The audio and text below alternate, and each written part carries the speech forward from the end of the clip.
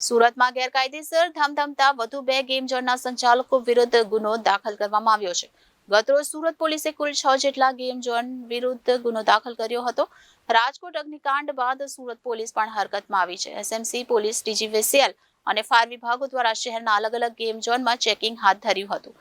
જરૂરી દસ્તાવેજ, electrical power, જરૂરી ચકાસણી, ફાયરના સાધનોની ક્ષતિ જણાતા કુલ 13 ગેમ ઝોનને સીલ કરવામાં આવ્યું હતું.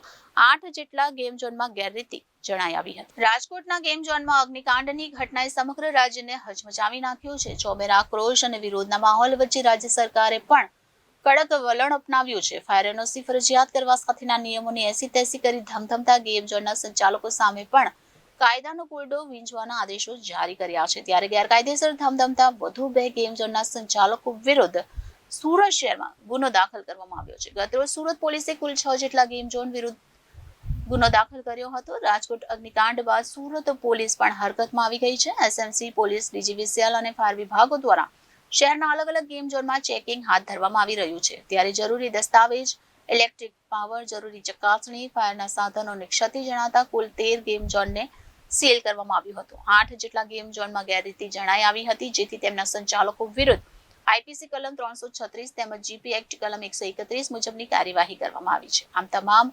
ગેમ ઝોન રાંદેર, પાલ, વેસુ, ડુમસ અને ઉમરા વિસ્તારના છે.